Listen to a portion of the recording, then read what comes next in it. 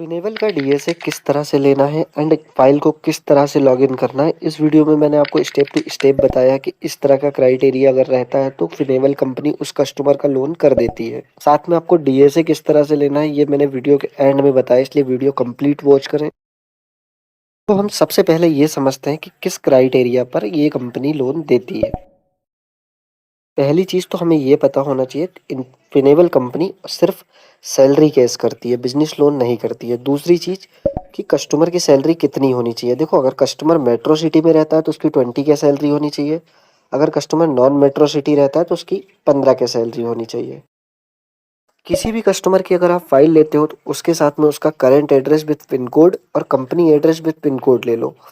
तो ये क्या रहेगा कि आप पिन कोड लिस्ट लोगे, पिन कोड लिस्ट में दोनों पिन कोड वर्किंग होना चाहिए। अगर ये दोनों पिन कोड वर्किंग है तो ही फिनेबल कंपनी उस कस्टमर का लोन करेगी, अदरवाइज उस कस्टमर का लोन फिनेबल नहीं करेगी। अब हम बात कर लेते हैं कि कस्टमर की कंपनी लिस्टेड होनी चाहिए या नहीं लिस्टेड होनी चाहिए। देखो, फिनेबल का ऐसा कुछ क्राइटेरिया नहीं है। फिनेबल ऑल कंपनी पे करता है, जैसे प्राइवेट लिमिटेड कंपनी हो, कोई सी एलएलपी हो, हर तरह की कंपनी पे फिनेबल लोन करता है। इसके बाद हमें पता होना चाहिए कि हमारे कस्टमर का सिविल कैसा है। या तो कस्टमर का सिविल 700 प्लस होना चाहिए, कोई डीपीडी नहीं होनी चाहिए, कोई बाउंसिंग नहीं होनी चाहिए। अदरवाइज अगर सिविल -1 है तो उस केस में पीएफ कट होना चाहिए। अगर ये सारी चीज़ें आपकी क्लियर है तो आप फाइल फिनेबल में लॉगिन कर सकते हो।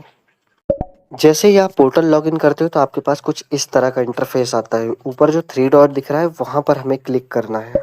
जैसे ही आप 3 डॉट पर क्लिक करते हो तो आपके पास कुछ इस तरह का ऑप्शन आएगा। यहाँ पर एक लिखा रहेगा रजिस्टर्ड न्यू।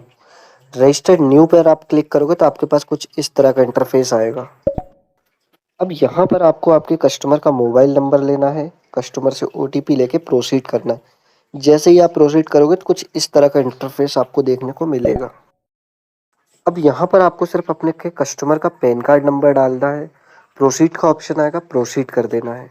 जैसे ही आप प्रोसीड करोगे तो आपके पास इस तरह का इंटरफेस आएगा। यहाँ पर कस्टमर की बेसिक डिटेल डालना है, कस्टमर की एजुकेशन कहाँ तक है, कस्टमर मैरिड है, personal email ID, date of birth, gender, और उसके बाद आपके पास इस तरह का इंटरफेस आएगा।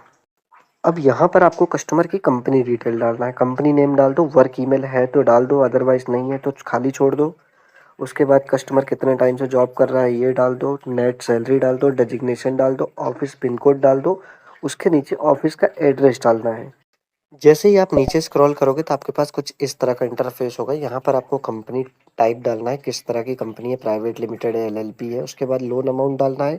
उसके नीचे एक प्रोसीड का बटन होगा, प्रोसीड कर देना है। प्रोसीड करने के बाद आपके पास कुछ इस तरह का इंटरफेस आएगा। यहाँ पर आपको कस्टमर करंट में जिस एड्रेस पर रहता है वो एड्रेस पूरा कंप्लीट डालना है। ऑनर टाइप सिलेक्ट करना है, ऑनर है, रेंटेड है, या जो भी है आपका कस्टमर। उसके नीचे आपको पिन कोड डालना है। उसके बाद आपको कितने टाइम से कस्टमर उस एड्रेस पर रह रहा है वो सिलेक्ट करना है एंड प्रोसीड कर देना है। जैसे ही आप प्रोसीड करोगे तो आपके पास इस तरह का ऑप्शन आएगा।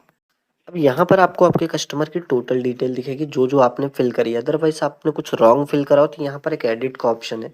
एडिट पे आप जैसे ही क्लिक करोगे आप बैक पेज पे चले जाओगे, वहाँ पर उस चीज़ को आप सुधार सकते हो। अदरवाइज आपको पता हो सारी चीज़ें क्लियर है तो यहाँ से जैसे आप यस करोगे तो आपके पास कुछ इस तरह का इंटरफेस आएगा।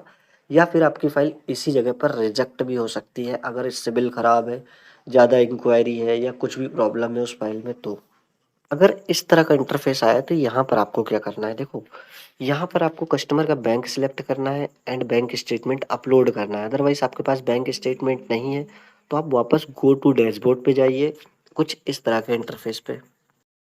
वहाँ पर आपका केस इनकम्प्लीट केस में शो हो रहा होगा। जैसे ही आप इनकम्प्लीट पे क्लिक करोगे वहाँ पर आपके केस का एप्लीकेशन नंबर मिलेगा। उस एप्लीकेशन नंबर को आप आपके एसएम को सेंड करेंगे तो वो आपको एग्रेटर लिंक दे देंगे। ओनली कस्टमर का आप एग्रेटर कर दो, एसएम को बता दो कि भाई मैंने ये फाइल लॉगिन करी है, इसका आप प्रोसेस करा दो।